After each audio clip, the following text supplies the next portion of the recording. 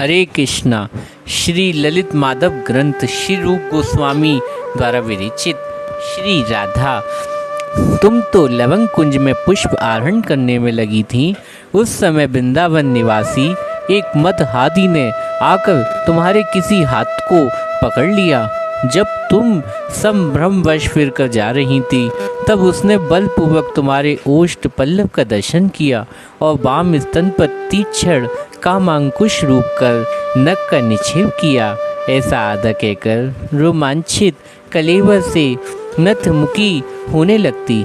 ललिता मंद हंसकर, आई सरले, मैं जब तुम्हारे हृदय में कस्तूरी के द्वारा पत्रावली की रचना कर रही थी, उस समय मैंने देखा कि प्रत्यक्ष ही स्वप्न में उस नागर कुंजन ने तुम्हारे साथ विलास किया। अतः स्पष्ट कहो कि जिन जनसंग आयोग उस अवसर पर तुम्हारी दीर्घ सूत्री वाली निवि रूपा तीसरी सहचरी सतगर हुई किंबा नहीं। श्री राधा, स्वतः इस धूर्ता ने किस प्रकार ये संदेश किया? भ्रुभंगी प्रकाश में, हे बामे, क्यों मिथ्या शंका करती हो? जटिला, निश्चय ही नुपुर शब्द के द्वारा आकृष्ट होकर ये हंस समूह सूर्य पुत्री यमुना जल से वन के प्रति द्वावित हो रहा है। अतः मेरी छोटी बहू अधिक दूर में कहीं नहीं है, ऐसा ज्ञात हो रहा है। उद्धव, अहो वृद्धाओं का किस प्रकार बुद्धि कौशल।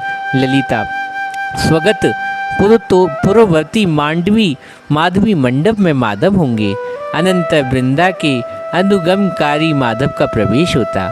माधव चारों ओर देखकर मेरे हृदय उत्सव के विविध हेतु स्वेच्छा रूप से क्रम में वर्धित हो रहे, परंतु राधा विसार तुलना में कोई आरोहण समर्थन नहीं है, क्योंकि जिसकी मनोरथ तट पर अल्पमात्र सीमा प्राप्त होने पर सत्यानंदमयी अनुपम जगत स्मृति तक संगठित हो जाती है।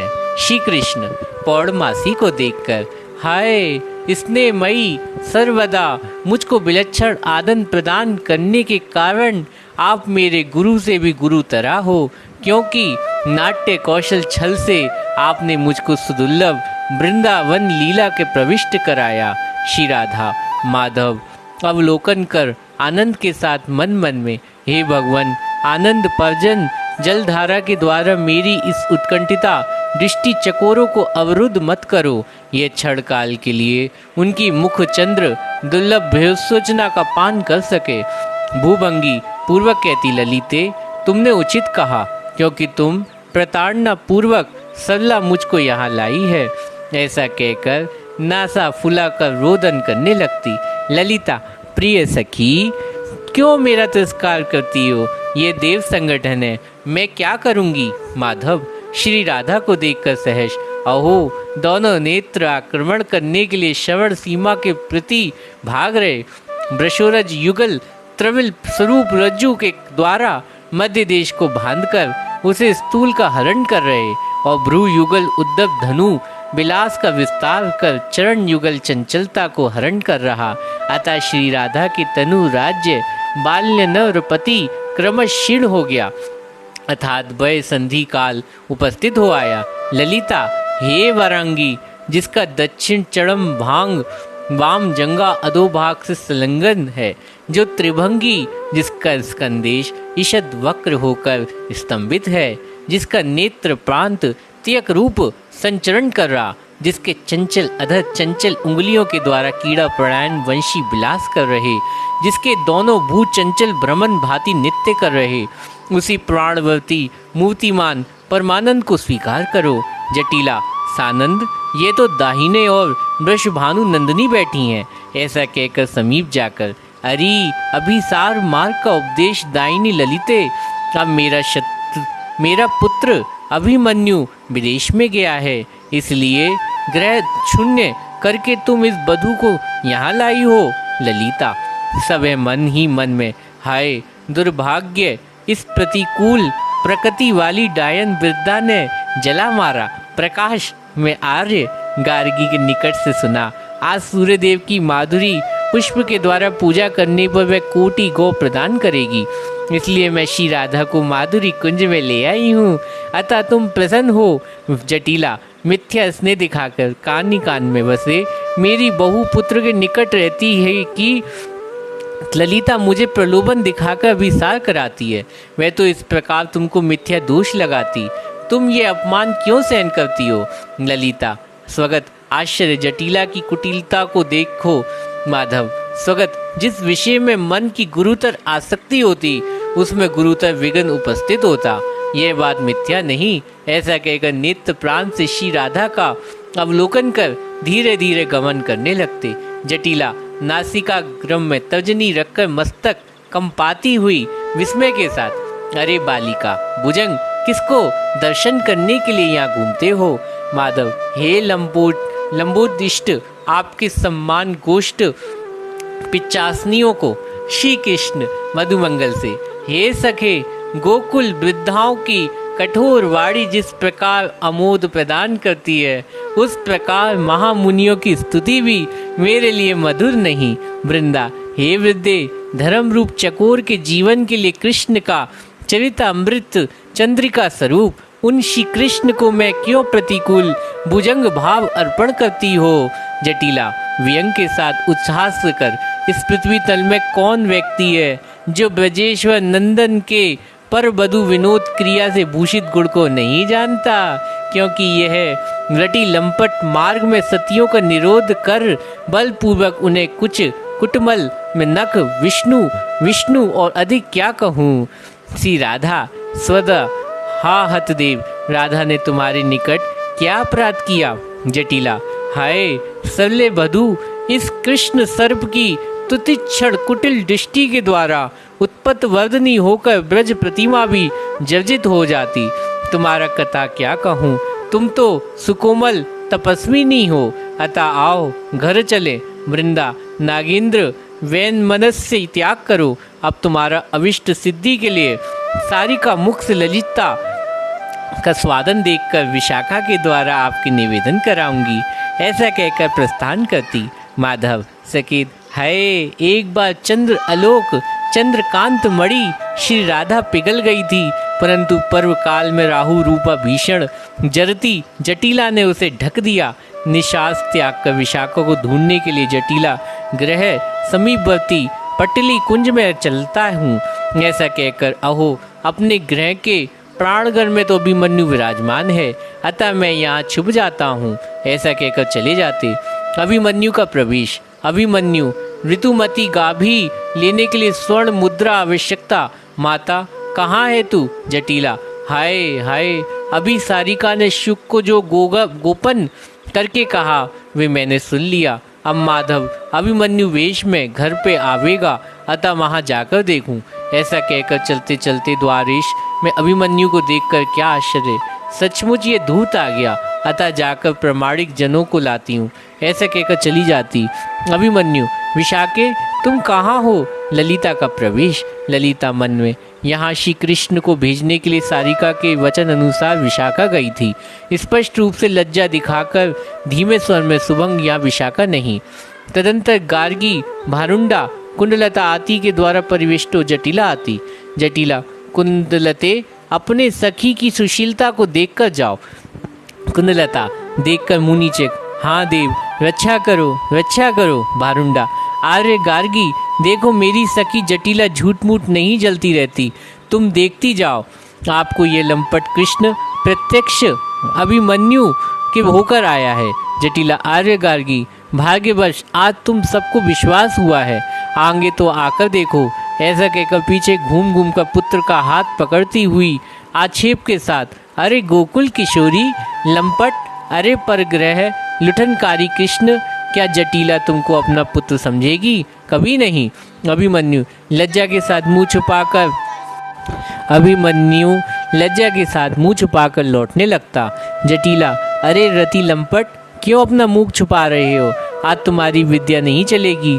ऐसा कहकर खींच के सामने लाती अभिमन्यु। मनी मन दिक दिक दिक, पगली माता के द्वारा आज मैं लज्जित हो गया, यहाँ से चलना चाहिए। चलने लगता। जटिला दौड़कर वस्त्रांचल पकड़कर, रे चोर, मैंने दृढ़ता से पकड़ रखा।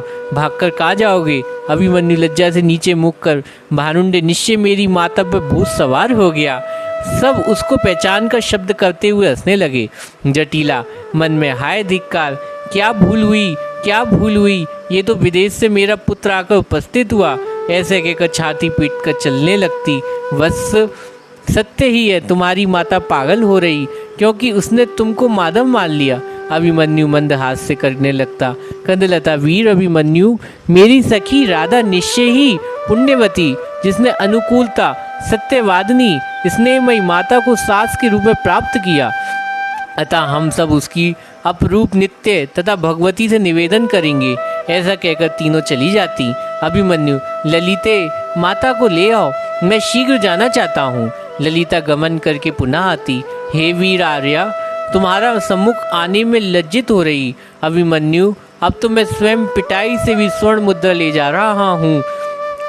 ऐसा कहकर चला जाता है। श्री कृष्ण, अरे मंत्रीराज, क्या पूर्व अनुभूत परमानंद, जिसका अनुभव मैं नटगढ़ों से कर रहा। वृंदा का प्रवेश। वृंदा, ललिते शीघ्र भाग चलो, क्योंकि देखो यहाँ अभिमन्यु क्रुद्ध होकर पुनः आ रहा। ललिता भय के साथ देख दारुण रूप में प्रतियामान होकर इसकी दृष्टि परिणाम में माधुर्यमय बोध हो रही। अतः ज्ञात होता है कि अभिमन्यु वेश धारण कर श्री माधव आ रहे। वृंदा, राधा सखियों की बुद्धि को कौशल देखो। संध्याकालीन मेघ सहोदर निर्बिड़ कांति की भांति अभिमन्यु की अंग क्रांति, पर्वतमय देश दंड के समान नासिका युक्त कटो रगत चक्षु सम्मित मुख वाला, इस प्रकार व्यवस्थित करवी पुष्प की छाया की भांति वस्त्र पहन रखा। ठीक उसी प्रकार लक्षण श्री माधव उसके असाधारण रूप स्पष्ट अनुसरण किया। तद अभिमन्यु वेशधारी श्री माधव प्रवेश करते हैं।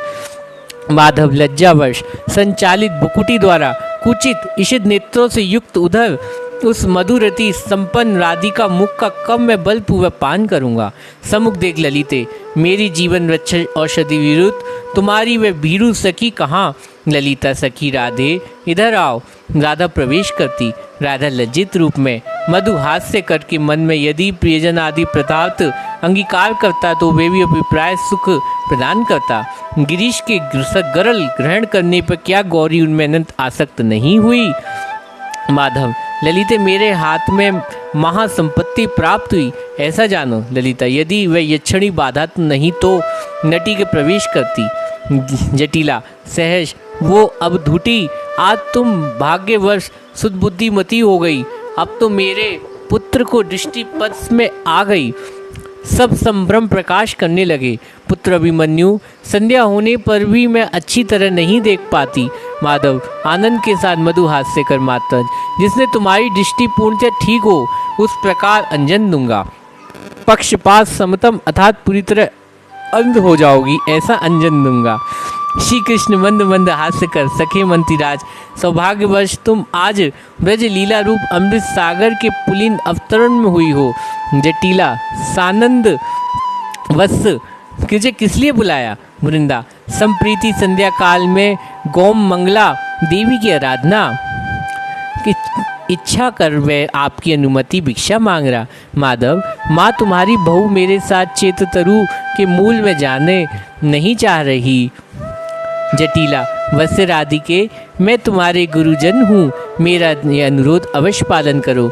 शीघ्र अपने कांत के साथ जाओ। श्री राधा मन में, ओ माँ आश्चर्य आश्चर्य प्रकाश में उनसे कहो मेरा शरीर अस्वस्थ है। जटिला, कुलपुत्री, माथे की शपथ खा रही हूँ। श्री राधा माधव को अपांग से देखने लगती। माधव, ललिते, आज हम सब कुंज में मंगल जागरण करेंगे, अतः चंद्र गंधादि उपहार ले जाओ। वहाँ सुजदिता श्री राधिका को मैं सर्वप्रथम आराधना के लिए नियुक्त करूँगा। ऐसे कह चले जाते। श्री कृष्ण पौर्णमासी को प्रणाम कर भगवती विरह पीड़ा स्वयं प्रज्वलित हो गई और धैर्यम समर्थ हूँ, कहो क्या करूँ। पौर्णमासी मन प्रथम कल्प अर्थात राधा विषय प्रस्ताव अतीत हुआ, अब चंद्रावली प्रस्ताव अनुकूल किया जाएगा। अतः आज संदीपनी मंदिर में जाने के छल से कुंडी नगर में जाऊंगी। श्री कृष्ण भगवती प्रसाद के ऊपर स्थित गृह जाने के लिए आदेश प्रार्थना कर रहा। ऐसा कहकर सबके साथ प्रस्थान करते। श्री राधा अभी सारख्य गंभ कर्म रूप चतुर्थ अंक समाप्त हुआ। हरे कृष्णा।